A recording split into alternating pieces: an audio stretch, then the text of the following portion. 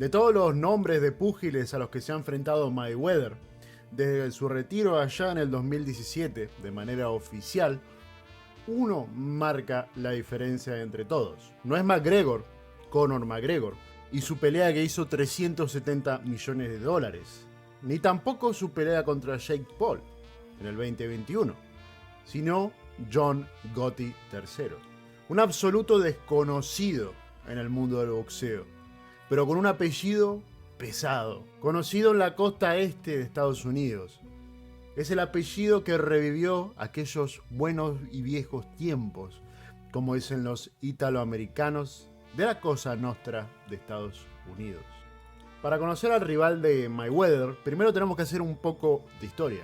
John Gotti III es el hijo de John Angelo Gotti y nieto de John Gotti.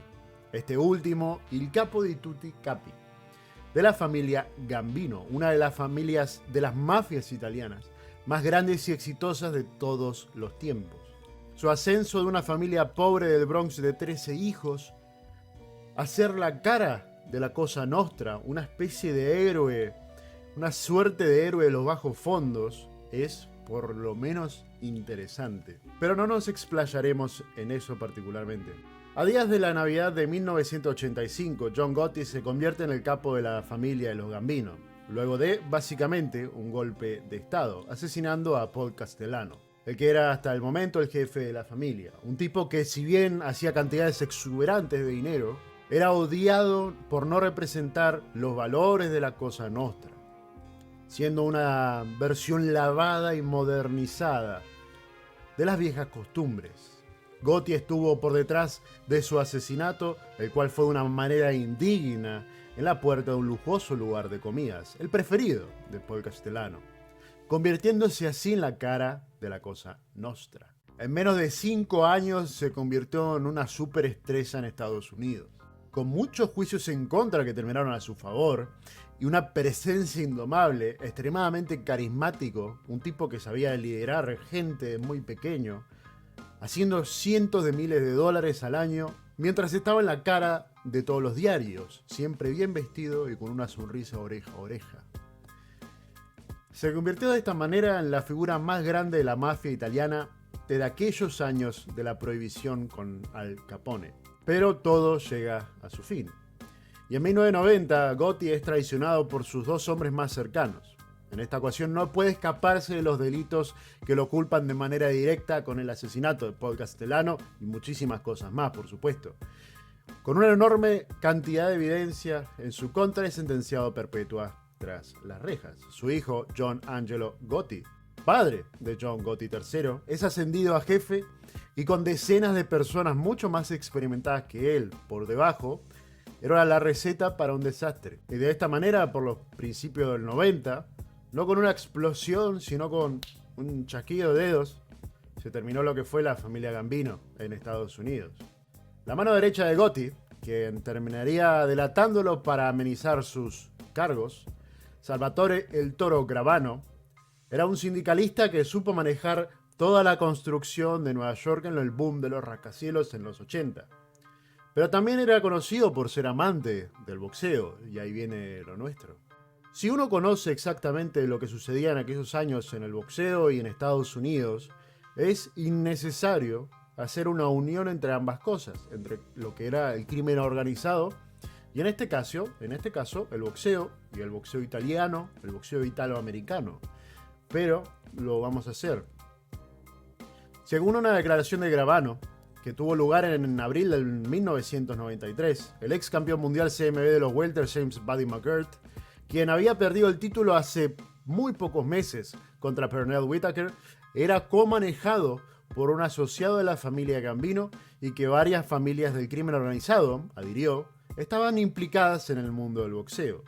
Anterior a estas testimoniales, el crimen organizado italiano, irlandés y afroamericano, en sus respectivas áreas de Estados Unidos, proliferaban, no solo en las viejas costumbres, ¿no?, de amedrentar y del sicariato, sino que también, a partir de los 50 y 60, en su presencia en los primeros pasos de la mayoría de los boxeadores. Era casi menester que esté el crimen organizado para que un boxeador realmente tenga un impacto en el mundo del boxeo, empezando de tan abajo y sin nada. Como lo era en aquel entonces, y como lo es ahora también, el boxeo es muy lucrativo para un puñado de personas, ¿no? El boxeador, el manager, el entrenador, hay mucho dinero en muy poco lugar. Es por esto que es un caldo de cultivo para el lavado de dinero o muchas otras cosas. Es por esto que también en los 80 y 90 el Poder Judicial del país norteamericano quiso crear sin éxito una comisión federal de boxeo, ya que los rumores de esto mismo, lavado de dinero, peleas arregladas, jueces arreglados y cosas peores, eran casi una realidad en la escena boxística norteamericana. Tanto fue así que campeones mundiales como Bobby Seeds e inclusive Ian Barkley tuvieron que prestar testimonio, lo cual, obviamente, quedó en la nada. Según el reporte del subcomité armado para tratar este tipo de casos, Lenny Minuto, consejero de Blade Barkley en sus mejores años, quien era un asociado, Lenny Minuto, de la familia del crimen organizado, grandísima familia del crimen organizado, los Lucchesi, es un claro ejemplo de cómo se manejaban las cosas en antaño. Y cito, el promotor Bob Arum en charlas con Geniales admitió que tuvo que pagarle a Minuto un extra de $125,000 más allá de la bolsa de Barkley, lo que ahora más o menos se calcula con inflación en $272,000, para poder realizar la pelea contra James Toney, que se terminaría realizando un par de meses después. Luego de esta introducción al mundo del boxeo y también al crimen organizado, que siempre ha estado arraigado al deporte en Estados Unidos y en Occidente en un todo, podemos entender quién es John Gotti III y podemos explayarnos quién es más allá del infame apellido, ya que en la actualidad Gotti es, si bien un nombre importante en Estados Unidos, en la costa este, en Nueva York específicamente, no tiene el poder ni tampoco el lugar que antes tenía. John Gotti III empezó su carrera como peleador de artes marciales mixtas en el 2014, amasando un récord amateur de 4 ganadas, 2 por nocaut y 2 ganadas por decisión. Hizo el salto al profesionalismo en el 2017, noqueando en su debut a Johnny Adams en el primer asalto. En el 2018 y 2019 tuvo 4 peleas, en las que finalizó 2 por nocaut y 2 por decisión, hasta llegar a lo que es el 2020, donde perdió de su invicto en decisión unánime contra Nick Ali, quien iba 5 ganadas invicto. Luego de varias peleas canceladas, John se mete en el boxeo profesional, ganando una pelea por decisión y otra por nocaut.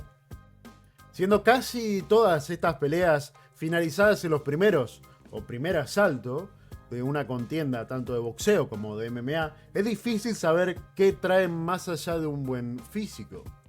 Pero podemos guiarnos por lo que suele suceder con la mayoría de boxeadores que vienen de las artes marciales mixtas. El salto es contraproducente no solo por el ritmo mucho más acelerado, la necesidad mucho más grande de lo que es el cardiovascular, sino también por lo que son los guantes mucho más grandes a comparación, y obviamente el posicionamiento en piernas. Es mucho más difícil generar poder en el boxeo por la naturaleza del deporte. A pesar de estar muy por debajo en habilidades y carrera, Gotti III tuvo en el 2023 una oportunidad única de pelear contra Mayweather. Y en una velada, comandada de principio a fin por aquellas cosas que lo hacen muy odiado a Mayweather, como lo es el referee que siempre pone a Kenny Bayless, un amigo suyo básicamente, o entrar 15 minutos tarde al ring. En esta velada fue Gotti III dominado desde el primer gong. En el sexto de 8 asaltos a 2 minutos, Bayless termina la pelea antes de tiempo. El caos se hizo presente con simpatizantes de ambos lados invadiendo el ring y poniéndole fin a una velada desagradable, dando vergüenza hasta el último momento. La razón por la que se para la pelea, según Kenny Bayless, es porque hubo muchos insultos de parte de ambos, pero es justo en el momento en el que Gotti insulta que para la pelea. Este enfrentamiento terminó siendo un caldo de cultivo, ¿no? Con todo el desastre que ocurre, que se sube tanta gente al ring. a un rematch. Si esta fue la razón por la que armaron este lío arriba del ring o no, nunca lo vamos a saber realmente. Pero fue razón suficiente para que Floyd Mayweather esté en la boca de todos una vez más. Por razones legítimas o no. Últimamente, en mi opinión, por lo menos esta es la razón de hacer este tipo de peleas circenses. Gotti tiene posibilidades mínimas de siquiera lastimar a Mayweather, ni hablar que es nulo a que lo pueda noquear. Y Floyd esto lo sabe. Money sabe que este tipo de peleas son perfectas para seguir siendo relevante en el boxeo, para que su nombre siga sonando. Este tipo de peleas seguirán estando conforme la gente mire y pague por ver estas carteleras. Espero que te haya gustado el video. Nos das una mano enorme suscribiéndote al canal y dándole like, por supuesto, al video. Puedes cambiar cuando te suscribís, cambias las notificaciones a todas y eso va a hacer que no te pierdas ni un solo video de la Casaca Boxing Club. Muchas gracias a todos. Nos vemos.